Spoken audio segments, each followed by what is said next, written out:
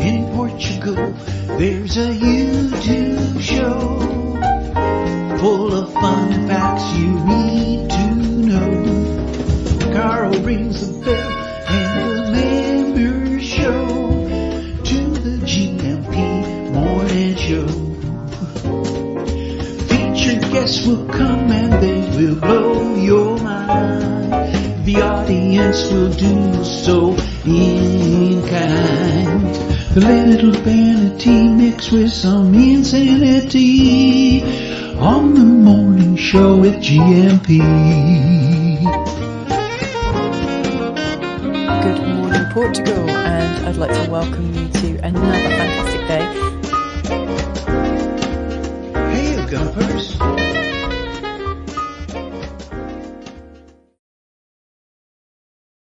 Hola, bon dia, alegria. Munson here with the Good Morning Portugal show, a live stream and podcast. How are you this morning? Tudo bem? Como estás? Do let us know in the chat. Send pictures and videos to 913-590-303. Had a lovely time last night. This was one of the wines being consumed on the Good Morning Portugal Wine Club last night. A Setúbal Red, a Vinho Tinto, do Setúbal, a Pionero, and very appropriate because we were talking to a great pioneer. We had Mark Stoles on. He was thinking of coming to Portugal in what, 2022, something like that, and maybe a little bit before that. He arrived here, I believe, in 2022, and he hit the ground running and started making his own wine, brewing, fermenting, making his own wine. And we spoke to him last night about that adventure. An introverted chap, by his own estimation, and he has become a celebrity in his local village. Somebody who makes wine there, and he gets invited into Portuguese homes to go along with his wine and have dinner with people. And he's just living his best life here in Portugal, having had the most amazing transition from the UK, his native UK, and now a proper Portugueser making wine here in Portugal. A lovely story. Urge you to maybe have a little drink yourself and watch that one. About an hour long. We're chatting with him about his story. It's absolutely beautiful. Somebody in this community making wine not long after arriving here, and we tasted it live last night on the show. It was such a superb and lovely story to hear, and here's the evidence on the table. I sat next to Ben Austin. We had 4 Austins on the screen. Linda, Gary, Terence, father of Ben. Ben was next to me, made a fantastic spag bol, actually. And we drank this homemade, is it homemade? Home produced, small production from Sobreira Formosa in central Portugal. Absolutely delicious, fresh, new, young wine made by one of our community members. Lovely story. Louise was there as well. She's got a glass in her hand there. She loved the show. Thanks for being with us. Pete was there also. He sent me this. He's made a beautiful table to go by the side of his pool here out of an old cable reel. I think he's doing some good work at his local woodwork class. That's a good way of getting involved in the local scene, isn't it? Is to join up to an evening class and make some stuff and make new Portuguese friends at the same time. Not out of wood, not like in a Portuguese Pinocchio style, but real Portuguese friends. João Ernesto is joining me this morning. Let's give him a nice big round of applause, and we'll have a nice easygoing show today. Bruce Hawker from the Portugal Resident joining us, and Open Media, and I'm looking forward to a nice leisurely chat with João Ernesto. Please welcome him from the north of Portugal this morning. Here he is. Hola, bom dia, João Ernesto do Norte, to give you your Bom dia. Bom dia, alegria a todos. How are you, mate? Tudo bem? Very good. Excellent. Well, as I say, looking forward to having a nice chat. And we saw that Mark Stoles is living his absolutely best life in Portugal, making wine, making friends, realizing the dream of being here in Portugal, not unlike yourself, having a great time up in the north of Portugal. So if we could talk about some of your recent adventures, always enjoy doing that. You've been entertaining and showing your family some of the best of Portugal, I believe, in recent times. How was that? Yeah, they enjoyed it very much, and both were saying it was a trip of a lifetime for them. They've been on various different trips through Europe, but this being with family, actually first time traveling with them for 2 weeks, so that was fun to do together. Yeah. Being able to see it not necessarily from a tour bus, but to be squired around and shown the sights, and some of the being able to share some of the history and some of the places that we've seen before, and you met them, and I did. It was wonderful. It's wonderful when you're the tourist, yet you get to meet with local people, you get to chat with folks, and you're not just doing the tourist thing. So I think it was much more meaningful to them that way. Yes. They're off now enjoying Ireland and Scotland. So it's a trip of a lifetime, isn't it? So where are they from in the States, John? They're both from North Carolina. Right. And Dan, my brother, is a retired professor now, and his wife's retired art teacher, an elementary school art teacher.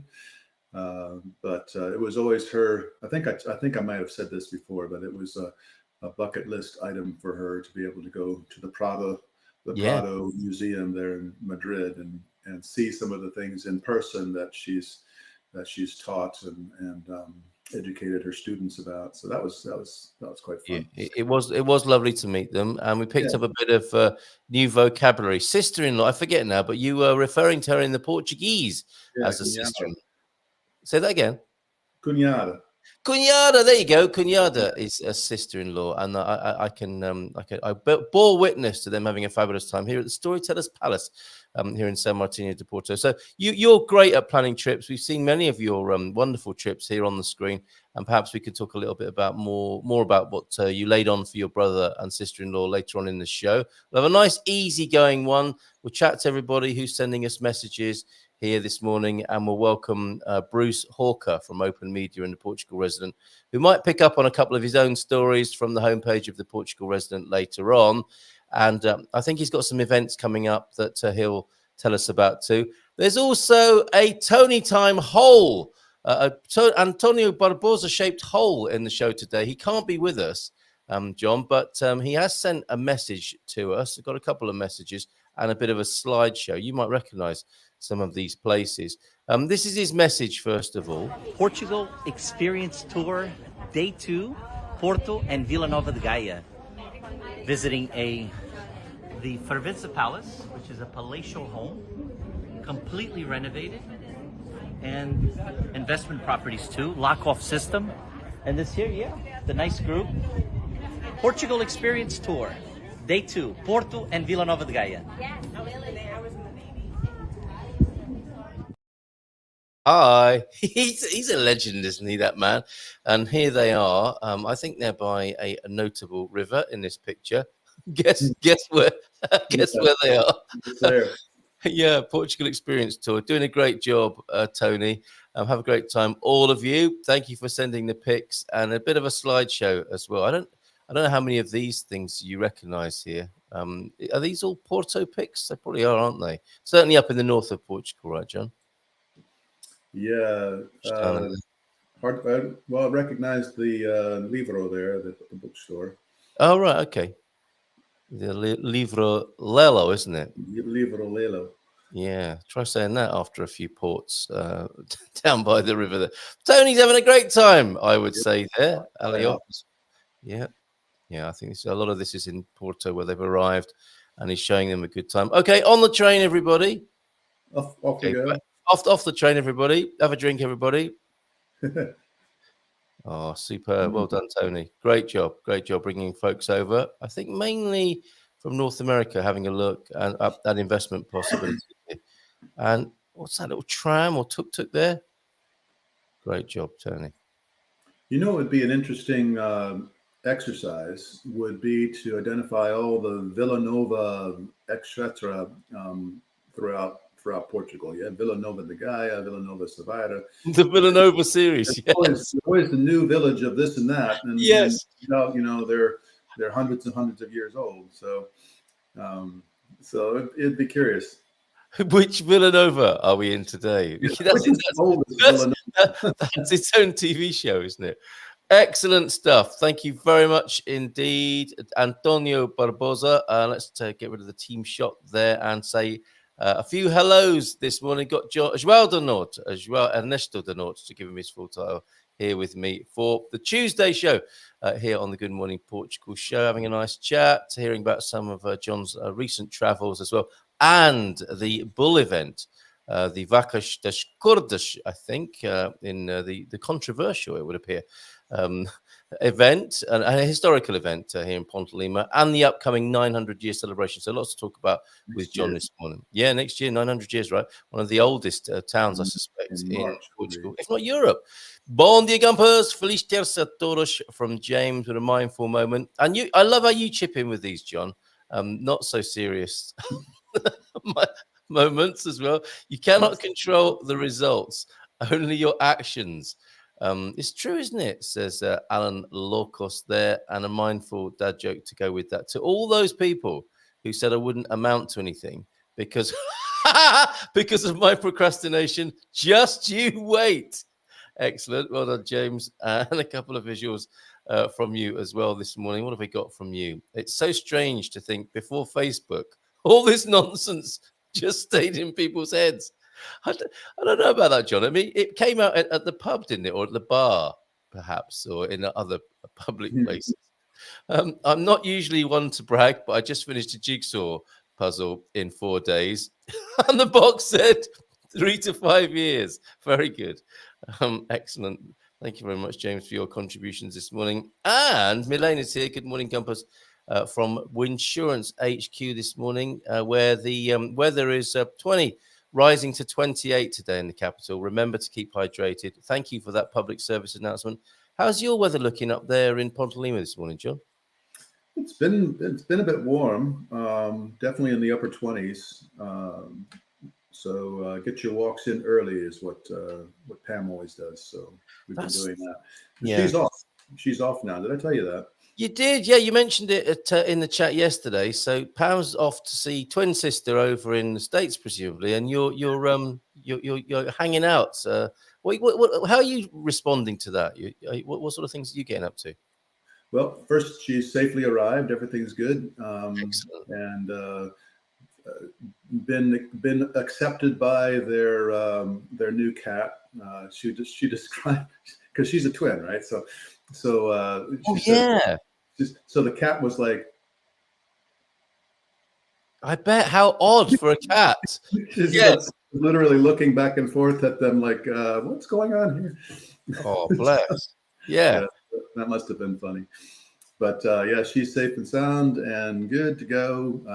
Arrived an hour early even, so she had more time to catch her flight. So she was stressing about that a little bit, but all's good. But yeah, here, fortunately, have a good community of friends in the area. So we'll be keeping busy. Someone just contacted me this morning saying, asking about doing some things, and had a great lunch yesterday with a good friend. Started at 1. I think we finished at 5. Isn't that a good lunch? That is a very good lunch. I like. It sounds like you've hit the ground running with some of your alone time here in Portugal. Well, not very alone time, as it turns out. That's brilliant. Did I ever take you up to the Madalena restaurant, the one that's up on the mountain overlooking? I think we pointed to it. We didn't eat up there, but you pointed to it. Is that where you ate yesterday? Where he lives, and so he's a regular there for lunch. So they all, as soon as he walks in, they were like, "Oh my God!" Fantastic. But, while we were there, I've never seen one of those tour bus coaches made it all the way up there and spent about 20 minutes trying to navigate the last little corner up to the parking lot. One of those Spanish tour buses that disengorged, 40 people out there for lunch. And I bet you were glad you got there before them, right? Yeah. So they enjoyed themselves, but it turns out that we were there longer than they were. When you can say you're in a restaurant longer than Spanish people, that's an occupation. I know, that's quite an accomplishment. Yeah, they arrived after us and enjoyed themselves, and then reloaded on the bus and made their way, and before we left. So How amazing! What did you eat, John? What was good yesterday up in there in the north of Portugal? Oh, well, they brought out their usual plate of appetizer, what all, and we had.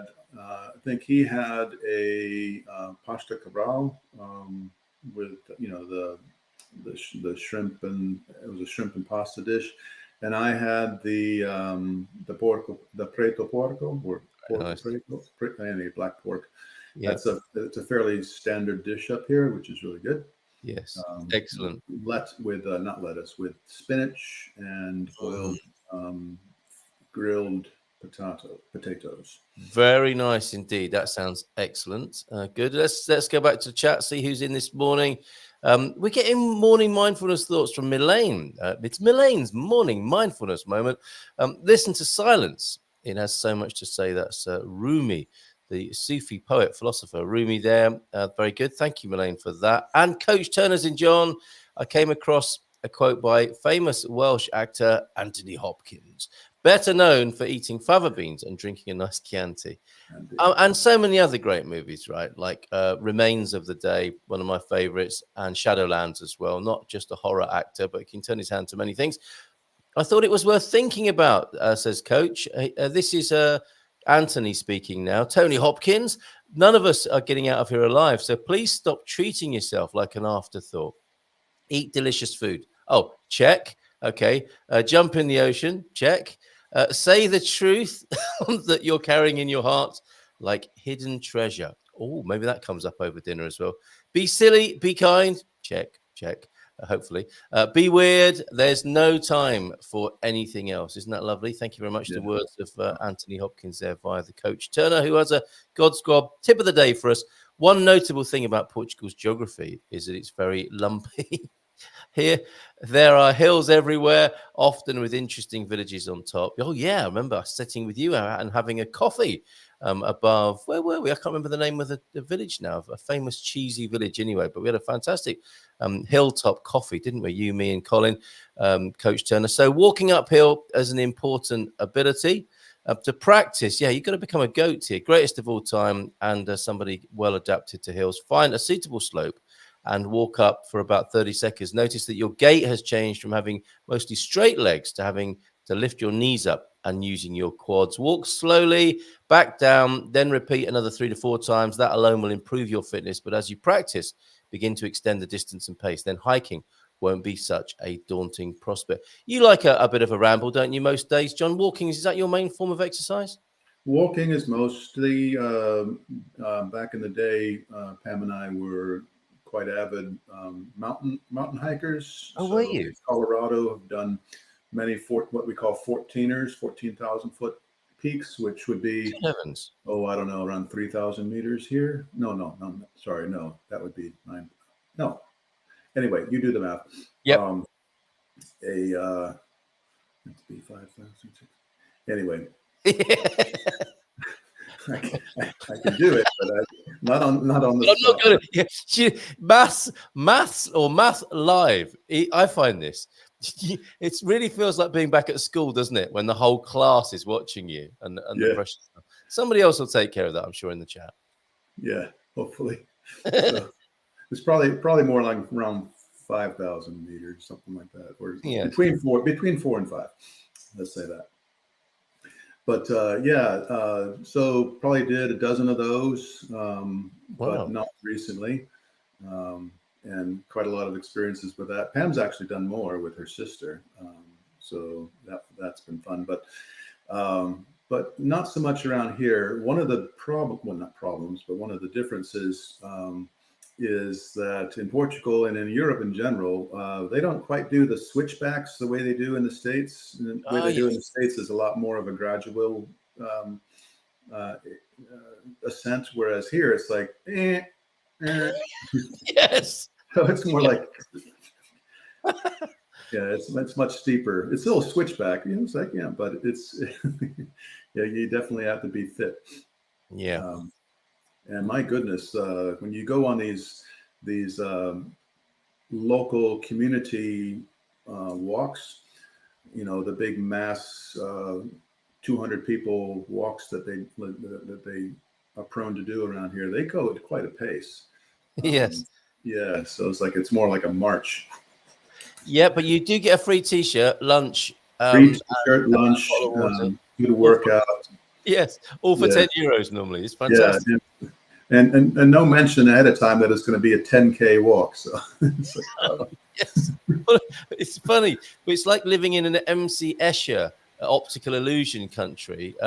Pam's in this morning, bon dia, and she says that somewhere in the chat this morning that she lives in Alcobaça, of course, as we know, and everything there seems to be uphill in a strange sort of optical illusion kind of way. Thank you for that. Ways. It's uphill both ways. That's right. Think yourself lucky. We've got Paul Richards. Barak is in as well. Lord Travanca is with us. Antonio F, of course. Squire of the Shire. Bon dia, todos. And MLK, Mary Louise Kiernan, who is in Coimbra. Well, maybe you've moved on from there. We'll find out in just a moment. And Leela Bagazi, you joined us a little bit for the wine club last night, which was a great session. So thank you very much for that, Coach Turner. The walking focus this week. And on that note of hiking, I saw this actually, and I sent it to James Holly. This is John Muir. Hiking. I don't like either the word or the thing, says John Muir. People ought to saunter in the mountains, not hike. Do you know the origin of the word saunter? It's a beautiful word. Way back in the Middle Ages, people used to go on pilgrimages to the Holy Land. And when people in the villages through which they passed asked where they were going, they would reply, à la Sainte Terre, to the Holy Land. And so they became known as the Saunterers or Saunterers. Now these mountains are our Holy Land, and we ought to saunter through them reverently, not hike through them, says John Muir. That's quite nice, isn't it? A bit of mindful Amazing. hiking. I never knew that. That is a wonderful origin story. I will send that to you, John. I know you like such things. Well, John Muir is a great hero of ours. Seriously? Oh, that's nice timing then. Excellent, excellent. And is that the man himself then? Getting ready for a little bit of a saunter, perhaps himself. Tell me more about John Muir. Well, he's very well known in the States for not really discovering, but popularizing like Yosemite National Park. The Redwoods, Sequoia National Park. He's the one that brought many of those well-known national parks to the consciousness of the nation. He's the one that popularized the phrase of, leave no traces. Okay, very good. Yeah. And also quite famous for his black and white portraiture of landscapes and mountains and things, always in black and white, partly because that was what his medium was. But yes. One of the first to really showcase the brilliance of just nature in its all its glory without having the selfie kind of thing. It was. Can you imagine John Muir coming back to our time and seeing people taking selfies across landscapes? Yeah. I remember when I was teaching in China. I was in far western China, and we're out in the mountains and it's beautiful. I'm taking photographs. Of course, it's not iPhones. It's just actually film. And they're asking me what I'm doing. What do you mean what I'm doing? I'm taking pictures. It's like, of what? Of this. It's beautiful, but there's no people in your picture. I was like, yeah, I'm taking a picture of the lovely landscape and the mountains and the clouds and the trees, and it just was what? It's like there's no point to taking a photo unless there's family and friends and people and all this kind of thing. And it's like well, that's great, but there's more to that. You can appreciate what you see as well. And that is fascinating. It was just what are you doing? It's just what are you doing? It's like taking a photograph. They would take a photograph of the same thing, but with 4 or 5 people in it. Yeah, that's incredible. What a lovely cultural insight there. James does know John Muir. He sounds like a bit of a John Ruskin, and he may well have a Scottish background, right? Home was only about his home. John Muir's home was only about 5 miles from where I grew up in the San Francisco East Bay. That's amazing. Mm-hmm. And a friend of mine in the US sent a clipping from the New York Times saying how good Portugal and specifically Porto is. nothing we didn't already know. But nice to know that they're talking about, I say, Barak and Ansel Adams, I think a contemporary of John Muir, was the best black and white photographer. You're right. That's my bad. The one I'm thinking about with the black and white photographs was Ansel Adams. Yes. Oh, Sorry. okay. All right. No, fair enough. Fair enough. Good to know. Lovely to hear about these folks. And I'm glad I picked up on that John Muir quote. And from Owen, who said the fishing was a bit slow yesterday. Is that right, Owen? Yes, fishing slow yesterday. And look at this. We're talking about Portugal news, north and south. We've got John, João, Nesto de Norte in the north, of course, and Bruce Hawker joining us from the Portugal Resident a little bit later on. Thanks for this, Owen. This is fantastic. Talking of walking and hiking, the world's longest circular walking route is launching in this European country. This one, from where John and I are talking this morning, the trail will cover a whopping 3,000 kilometers and wind its way around the entire country. This sounds like a full-on saunter, doesn't it? A Gumper saunter maybe one day. There's a good reason so many travelers flock to Portugal. It says here in Time Out, it's drenched in sun, packed with culture, and it's fairly cheap too, they say. Good value we prefer is the phrase we prefer over cheap. However, most of Portugal's tourism is concentrated on the same destinations like Lisbon and the Algarve at the same time of year, the summer. So in the hopes of mitigating seasonal tourism, what a good idea. Well done, Portugal. And redistributing some of its visitors to lesser-known idyllic spots, Portugal is developing a 3,000-kilometer trail. This looks like great news, John. Did you know about this? I did not, but that sounds quite daunting. Sounds like, you can finish your Camino Santiago, and when you're done with that, you can go on another epic walk as well. It does, yeah. I mean, I guess you can turn any walk, can't you, into a sort of contemplative and mindful matter. So there you go. I will put the link to that. Thank you very much. Much appreciated to you there, Owen. That's from timeout.com, and that's going to go into the chat right now. Let's see who else is joining in this morning, John, in anticipation of Bruce Hawker joining us from the Portugal Resident this morning. Who else have we got? Oh, yes, Mary. Let's see what Mary's up to this morning as well. I can't see where I got up to in the chat now. Oh, yeah, Pam. Bon dia from Pam. And a bit of chat going on. Mr. S also going on. La Guernica is at the Queen Sofia Museum in Madrid. Did you go to that as well, John? You know about this place? No. You mean the Guernica portrait by... I'm not sure. That artist. Picasso. Yes, Picasso. Tell us more, Mr. S, and how are you this morning? Bom dia from you. Estava a falar com dois portugueses da Viana. Oh, I think he's in Viana. Oh, this is a question for you that he asked yesterday. Was in Viana do Castelo, but where's the Castelo? Is it not obvious? Oh, it's very obvious. Yeah. Oh, okay. Well, sorry. No, but up on the hill, of course, you have the overlook and the cathedral and things. But yeah, the castle itself. Yeah, maybe that's where it used to be. Oh, okay.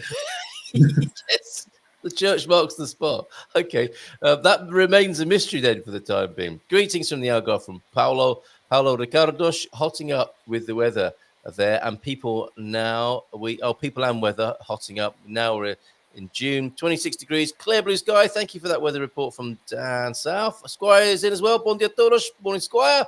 Good to see you. And look, Mary, stellar weekend at the Storytellers Palace. Lovely to see you here. And you reminded me, John, if not for you, I probably wouldn't know or be known at the Storytellers Palace. So thank you again for making that connection with Marco, who's mentioned here, and Nick and the rest of the staff, and chatted with Gumper Larry on the balcony. Does he live there? I think he does, doesn't he? Larry. He's a fixture, I think. Yesterday, a Jeep tour of Sintra off to Lisboa today. Oh, that's lovely. Great to hear of your moves around Portugal and that you're having a great time. It would appear. Who's this? He was also Thor's dad in the Avengers. Is that John Muir? Is he an actor as well? Incredible. Okay, very good. Have a good Lisbon day. Oh, yeah. Of course. Okay, 14,000 feet. Here we go. He did the math. 14,000 feet. That's right. Between 4 and 5. You said about, well done, John. Under great pressure. Bon dia, Antonia from Joan. What about the rest of us, Joan? Lovely to see you here this morning. And thanks, Owen. Yeah, that world's longest circular walking route launching in this European country here. Link sent, got that and shared. Eddie Serra has that particular all uphill phenomenon as well.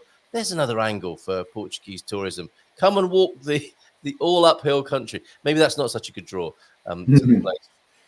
After all, but very good for fitness, as Coach Turner is pointing out as well. João F, my goodness, lovely to have you back on the screen. João F, he hasn't been here for a while, has he? Good to see you, my friend. Thank you very much.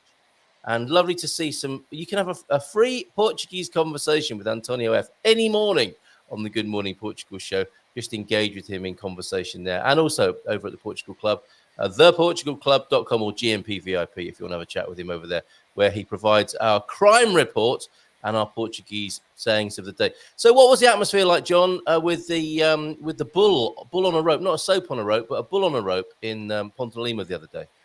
Well, it was our second time, and we got really good experience the first time. We were right up by the chapel, the igreja, and where they do the blessing of the bull, and they start by doing 3 circuits of the cathedral for the Father, Son, and the Holy Ghost, and then they make their way down to the what they call the sandlot here. So Ponte De Lima is blessed with not having a parking problem, unlike most Portuguese cities or towns or villages. So, but so last year I was like, oh, what's going on there? So I've seen some videos, but it looked like maybe it would be a good thing to watch the goings on on the bridge this year. But I couldn't remember when things started, and you never really know when it's supposed to be going on. So we got and wanted to get a good place. So got to the bridge around 5:30 in the afternoon, and it was all full up already. So I got a place because I'm taller, so I got a place where I could at least see over the first row. But my God. It was one of those warm days, and in the hot Portuguese sun, and I forgot to bring my little 3-legged stool thing that unfolds that I could have sat down on. Yes. And the bloody thing didn't start till 7:30. So So I'm out there for 2 hours. Yes. Drying out on the bridge. Yeah, drying out. Didn't have any water. And, oh no! Yeah, I had a hat. And then when all the hoo-ha began, then the bull never really came out from under the bridge. So I'm just like, I can't see anything. I got a couple of shots for you. I sent you, but that's pretty much it. Then it would go back under the bridge because all the young guys. I guess some years the rope handlers do a better job of bringing it in, but this time they just sort of brought it in and rather than parting the crowd so that the bull could make its way into the sort of the roped off central square of the sandlot, there was just a wall of humanity. So of course the bull's not going to go forward, and so it was all this coming forward at the bull, so it would back up and kind of stay in under the bridge, and it's like people just make room for it to go in, and then it can do its thing. But anyway, who am I to be explaining? Yes.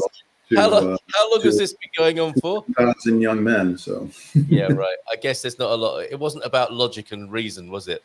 No, but I mean, some years I've seen YouTube videos where it's out in the square, the main area, and it's running around a lot more, and it's free and off the ropes. This time they never did let go of the ropes because it was never where it needed to be or where they wanted it to be. So. Oh wow. But yes, normally they bring it into the center, and it's basically a squared off area of humanity, and the bull is allowed to kind of run around. And how do you have it, John? I mean, is it a test of virility? Is it the young men showing off to the young ladies in the hope of saying, "Look, here I am. Look at me"? I think it's more for themselves than for the young ladies. I did actually see a few young ladies in the crowd there, rather shockingly, not dressed appropriately for running away from a bull. Well, high heels and Well, yeah, wearing high, sandals and heels and whatever, and it's like that's not great attire for trying to run quickly away from something that might hurt you. yes, So, which is good advice on a Saturday night in any town or city, but yeah, especially with bulls. I did see a couple of guys, couldn't get it on video because it happened too spontaneously, but I did see a couple of guys vault over the bull from one side to the other.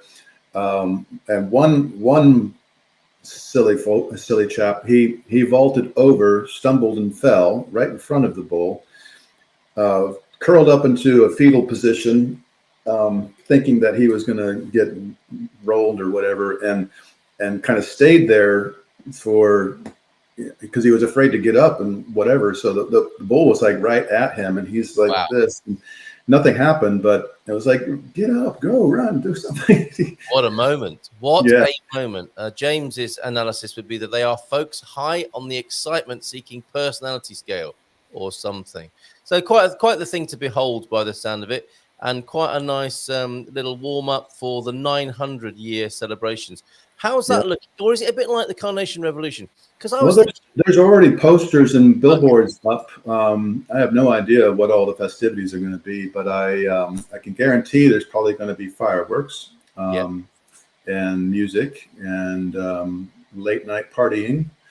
But getting back to the bull thing again, part of it is just a cultural observations of like things that would never happen in the States. Or maybe not even in the UK. It wouldn't it's really just personal responsibility. You're on your own, because there were, I would say, 7-8-year-old boys running around. Really? Yeah. And the parents probably have a good time. We'll pick you up later. And it's like the amount of just you're on your own personal reconnaissance, be careful, and we'll see you back at the car, kind of thing. So it's like, it's like come back when the sun goes down.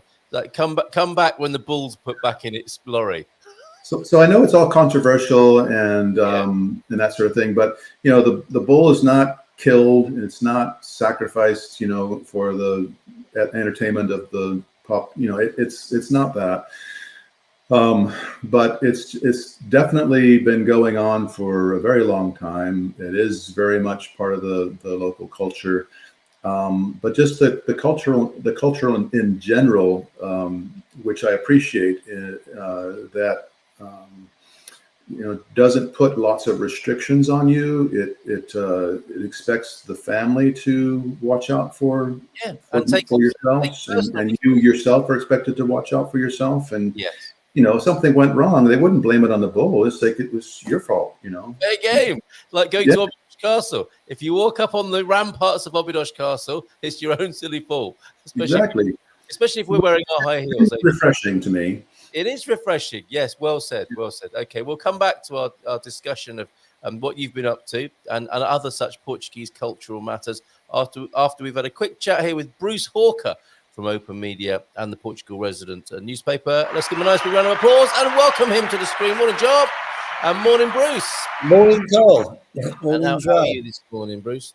Yeah, very well, thanks. Yeah, it's looking very chipper and ready for it down there in the Algarve. Yeah, it's been a busy couple of weeks and a very busy few weeks ahead.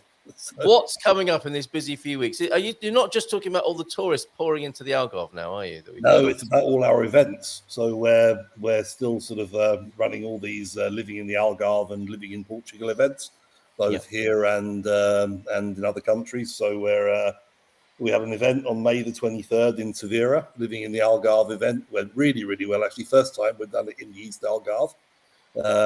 Had close to 200 people turn up. Went really, really well. Actually, it was great. Where are they coming from, Bruce? Are they flying in to witness it? No. These are people who are here on the ground. So it was around half residents and half people who are either in the process of or thinking of moving here, which is the whole idea of the local events. Yeah. And it was amazing. Was the mix of nationalities that we had there. What surprises were there for you? I mean, well, we were expecting the typical roughly half of the audience made up of Americans and Brits in very similar numbers.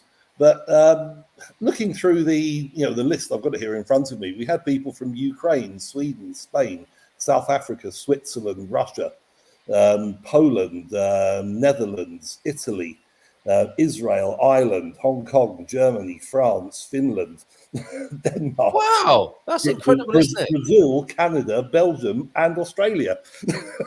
That's wonderful. That's an MC's dream as well, isn't it? Okay, all the Italians make some noise. All the Chinese make some noise. And you'd expect a different response to both of those questions. Yeah, well, I think we only had 2 Italians. But they'd have made as much noise, I think, as anybody else in that room. Well, it was a good event. I think we got the Lagos event coming up next week on Tuesday, where so far on the data that we've got, the mix of nationalities isn't quite as huge. So, but certainly, the main markets, Germans, Dutch, and whatever, along with the Irish, and then the Brits, and obviously the Americans, which are the 2 biggest markets. And then we're off to New York on 2 days after that. So next Thursday, we all fly to New York, and we've got a event, Living in Portugal event in New York on Saturday the 15th. Then we're in Chicago on the 19th for another Living in Portugal event, and then across to Toronto for another one. So, New York. What's that, John? Villanova, New York. Villanova, New York. Villanova, New York. Very good. Yeah, make a note of that, Bruce, because that's going to come true, I think. Yeah, I mean, we're a bit concerned there because we've rented this a whole floor of a hotel with a exhibits room and a seminar room. But the seminar room only has seating for a maximum of 100 people. And so far, for both the morning and the afternoon session, we've got nearly 300 people registered for each session. Whoa!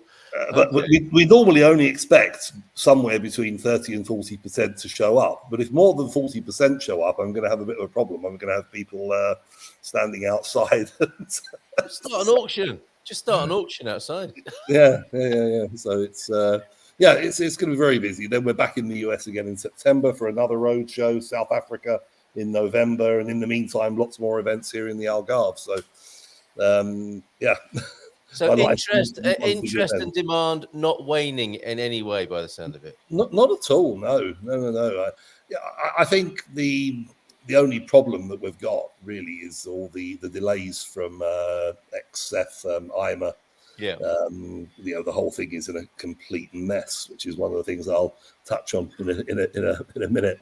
But yeah, other than that, if people are patient, then certainly they can still come here, and it's not quite as straightforward as it was, or as quick as it was to get a residential visa. Well, you made mention there. I think you're going to have a look at your homepage and this whole business of coming into the country. And I'm imagining you in Villanova, New York. And a straight talking New Yorker says, "Hey, buddy, it's all very well. You got a great country there, but you got all these problems with IMA. What are you doing about it?" Well, what do you say when you're in that position, Bruce? We say calma. What do you mean? Chill, dude. Excellent. Yeah, you've got to get used to it at some point. You might as well start now. Yeah, exactly. Okay. Exactly. All right. So what have you picked from your homepage? I think for me, the most interesting story is very Algarve related, but it's the water situation. All right. Okay. We went through this. It was the front cover of the newspaper of last week's paper, which I've got here in print, and it was the lead story on the website. And basically, we were all faced with these draconian rules introduced, especially in our council, Lagoa, where I live, in Praia de Calveiro. The rules that were put into place as of the 1st of June, we were no longer allowed to water our gardens or irrigate our gardens. So that alone, if you look at that, where we are, Praia de Carvoeiro is very much a self-catering tourism destination. It's always been a villa rental destination. So there are thousands of villas, townhouses all around the council that are rented out to holidaymakers every year. And that is our tourism in this area. There are a couple of hotels, but basically we are a self-catering tourism destination, and mostly known for villas. So according to Lagoa Town Council, until last week, come July, all of those gardens would be dead. So you'd be turning up from Germany, US, UK, wherever you're coming from for your holiday in an Algarve villa. They're still allowed to fill the swimming pool, strangely. Well, they would have still been allowed to fill the swimming pool, strangely, but the garden would be dead. And all of these villa owners would then be faced with huge bills to reseed their grass, to redo all their landscaping and plant new plants. But in the meantime, the garden centres also weren't allowed to water their plants, so there would have been no new plants to get anyway. Wow. Had they? They hadn't thought that through, by the sound of it. No, they hadn't, and that was just one of the problems. The other problem that we had was a lot of local businesses, both Portuguese and foreign-owned businesses, are villa painters, property painters, professional painters. All right. And they have to jet wash houses before they paint them. If not, the paint's all going to peel off. Either that, or they have to scrape them by hand, which is nowhere near as effective and obviously an arduous task. You were no longer allowed to jet wash at all. You couldn't jet wash your terrace. You couldn't jet wash your car. You're only allowed to wash your car with a sponge and a bucket of water. These were the rules. How long was this going on for, Bruce? When did it? It never actually happened. We were all holding our breaths, waiting for June 1st, and literally a few days before, the AD government really basically said all of the rules for the Algarve that have been put in place are now scrapped. We have enough water for the next year. We've actually got more water now than we had a year ago. That's what I heard. And everybody knew this. The problem was nothing had been done, so everybody was was on the edge waiting. And then, thankfully, some common sense prevailed, and we can carry on watering our plants and jet washing our houses. And obviously, did it do its trick then? I mean, was it like a psychological exercise just to bring people's mind into sharper focus that they might conserve water a bit more than they normally do? Yeah, possibly. And I suppose it's worked from that point of view. It is. Everybody needs to be more careful because the Algarve is by no means out of the woods when it comes to the drought. I'm all for the desalination personally. I know it's going to be a bit of an eyesore on the coast, but we can't carry on as we are. The alternative would be to plumb in a pipe of some sort from Algarve Dam and bring it down to the Algarve, but we can't see that happening. The desalination plant has been approved. The Greens have obviously done everything to try and stop it from happening. But there was so much misinformation about the desalination. People saying the damage that the salt brine being pumped into the ocean would do to marine life, so forth, which is absolute rubbish. We're on the open Atlantic. You have desalination plants, dozens, if not hundreds of them around the Middle East. You've got hundreds of them in the Mediterranean, around the north of the Mediterranean, Israel, for example. And the tiny little bit of brine being put out into the open Atlantic. We're on a continental shelf here as well. So you get a few miles off of the Algarve and you're in a couple of 100 meters of water. You go a bit further, you're in over 1,000 meters of water. So we should be all right from that point of view, then, you're suggesting? A bit of brine is going to do absolutely no What's harm. A bit of brine between friends? Yeah. John can't understand what you're talking about here. I mean, no sense of that up in the north, right, John? No, I always thought it would be a good idea to build a canal from up north down to the Algarve, just because we have an overabundance of water and it just gets flushed out to the ocean. Yeah, and then we could get a new tourism product. We could actually have houseboats on the canal, couldn't we? We could sell canal holidays in Portugal. Remember this moment. Remember this moment, everybody, where you first heard about this project. But it's actually not a new great idea, John. there was going to be a water highway, wasn't there? This is something that's been talked about for many decades. I'm sure you'll remember this, Bruce. A bit like the airport, the water pipe from the north of Portugal. Yeah, makes total sense. Yeah. But even so, the desalination, I don't see any reason not to do it personally. And let's do both. Then certainly we've got enough water. Whether it's very good. I know you're a busy chap, and you need to go do stuff and get ready for flying to America and welcoming people to the Algarve. Before you go, you mentioned the AD government. How do you think they're doing? The problem is who's in charge. This is such a good question. Right. I think they're well intentioned. The problem is there's so much politics at play, and we get Schegger, for example, disagreeing with what AD wanted to changes they wanted to make to the tolls, to other things. They all just seem to be intent on bringing the AD government down, which just makes no sense to me. I don't see why Schegger aren't being more cooperative, and obviously probably because they refused the coalition with them, didn't they? But okay, fair enough. So another issuing of the advice to New Yorkers, calma to the politicians as well as to the people of New York who might find basically we've got no water, we've got no effective government, and we've got no immigration office either. But look, it's a great place. Apart from that, we're doing great here. So, Bruce, thank you very much. Have a great day. We look forward to seeing you again soon. Cheers, Carl. Nice talking, John. Right. Cheers. All right. Ciao. Bye for now. Wow, there you go. Bruce Hawker from Open Media and the Portugal resident there. Water pipe. But you think maybe a canal, John?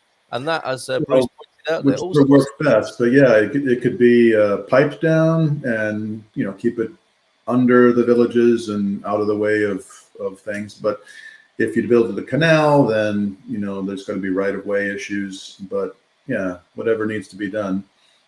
And you could have the biggest game of poo sticks ever, couldn't you? Yeah, lots of bridges. I'm not going to tell you the story of. Suffice to say, I was quite intimate with some domestic drainage, and to test the system after I thoroughly cleansed it, I played a little game of poo sticks to see if the flow was good. And I was so glad that I remembered that from my childhood. I was able to have it as a transferable skill to my adult life. Different sort of poo sticks, I suppose. It so was. Nice to be here for these few minutes, says João F. However, I have to get on with my work, and I'm therefore leaving you gumpers, wishing you a very good pleasant day. Cheers. Cheers, igualmente. Great to see you, João F. And other than that, Mrs. Lincoln, the play was fine. Right. Oh, and we've got, comments from James. Usually the single largest waste of potable water is with agriculture. Yeah, and the drainage, going back to drainage, the system, the infrastructure is a bit suspect as well. And a lot of water gets wasted that way.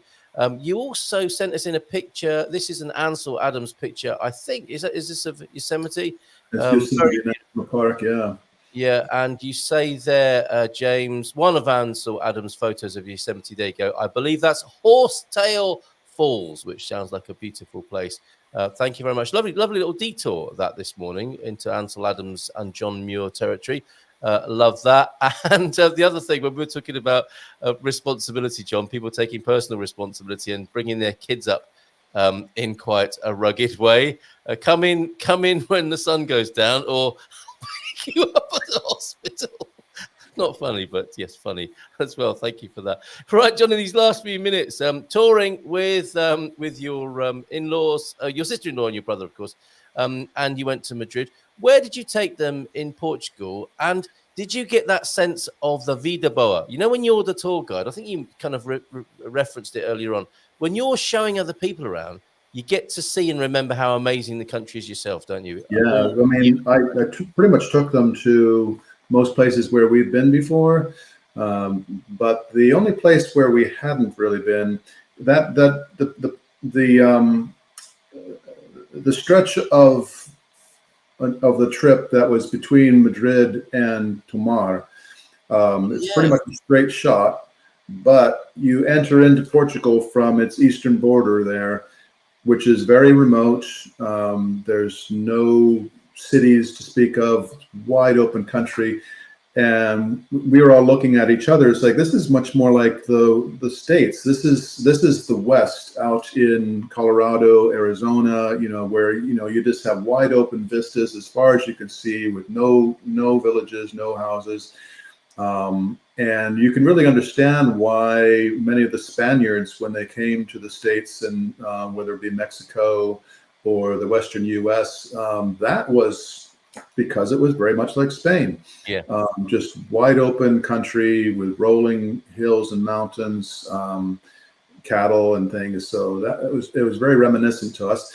And then when you enter in through eastern Portugal there, it continues.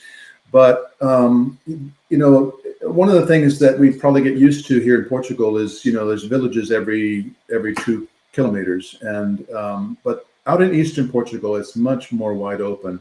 And if you haven't visited the little town of Monsanto, which is up kind of a village on a hill with beautiful views of the Sierra Estrela and all of the land in between, and this is on the eastern side of the Sierra Estrela, down towards Castelo Branco. It's just really a nice area. I personally would have a hard time living there because you're a long ways from everything, and there's not so much good internet coverage. But boy, it's a wonderful place to go for a walk, for a hike, for just an exploration. Yeah. Visit the schist villages, go hiking around the Sierra Estrela, go camping. A lot of really cool stuff. I mean, it's incredible, isn't it? For example, a village of this kind. Exactly. Where they build around the rocks, don't they? It's just fantastic. Yeah. And our mate Phil, who I've written about in the Portugal Resident this week, lives with that view of Monsanto, where they did a bit of filming, I think, for Game of Thrones as well, just recently. Yeah, really cool, unique area. Fabulous. Well, after we brought them back up here, because we took a week traveling around, we did go over to Viana do Castelo, stayed a night, and then took them on sort of a very common loop ride around here, which is up north into Spain, up past Vigo, along the coast, and I call it the Atlantic Coast Highway, kind of like the Pacific Coast Highway in California. And there's a stretch between Garda, Spain, and Vigo along the coast where the highway just hugs the coastline. You're right there. And I wish Portugal had more roadways that were literally right on the coastline. We have some that are inland, and then you have to take these little streets down to where the beaches are or something. But you don't have just a long stretch of roadway which just goes along the coastline. Yeah. And then we eventually took them up to. This is just a day trip. It's all locally doable. But up to visit Santiago de Compostela. Very good. And visit the cathedral there, and commiserate with the pilgrims that are lying prostrate in the plaza, finished with their endeavors. Amazing. And contemplating the place where so many executions took place. My goodness. Yes. Well, when you put it like that. All right. And you mentioned Tamar as well. You took this video. This is extraordinary, isn't it? I mean, one of the most extraordinary things to me about this, and many other places in Portugal, is you had it to yourself. You go to tourist attractions in Isn't other that countries. amazing? It is. And again, the kind of scant regard for health and safety. You're on your own up there, taking responsibility, I think, for your own well-being, right? Exactly. It's like, why mar the beautiful architecture and this wonderful aqueduct with fencing? That would just ruin the whole thing. But an incredible bit of engineering to bring some water into Tamar. It's absolutely fabulous, isn't it? And brilliant bit of film. So thank you for that, John. Which brings us up this morning. Oh, and then the road by the side of it. What did the Romans ever do for us, John? So thank you very much. Loved hanging out with you this morning, having a chat about this wonderful country, what we've been up to here, living our best lives. Look at that. Absolutely fabulous. So cheers, John. Have a great time up there in the north. Wish me luck. I'm going to the ophthalmologist today appointment to. I have cataracts, so I may have lens replacement surgery coming up shortly. So Well, I do wish you luck. eventually, I may not need to wear these glasses. Wow, which guess would be what? amazing. Bionic implants that we were talking about recently. The technology has come on a Oh, yeah, long way. blink, Blink, blink, and zoom in, and the sound in your ear of. yeah. Right. Mary is asking, any other gumpers in Lisbon, Lisboa interested? I think Owen's that way. And good shout here from the Squire. Are you in the Good Morning Portugal club on school, Mary? I think you are, aren't you? So reach out there because you know everyone's safe and vetted over there on the Portugal Club, and a good way of reaching out to gumpers that way. So thank you very much, all of you, everybody, for being here. Todos for being in this morning. Lovely start to our Tuesday morning. Thanks to you, John. We'll see you again next month, and we'll go out with some footage from Filomena, who has been partying in Miranda de Curva. Quite extraordinary. A minute of one of the gigs, just one of the many gigs of one of the many nights of the Festa there in Miranda de Curva. Good morning to you, Mike and Karen. Congratulations on filing your tax return. Great job, John. See you soon. Take care, everybody. Bye for now, and we'll see you tomorrow. Ciao, ciao. Bye. Bye. Yeah.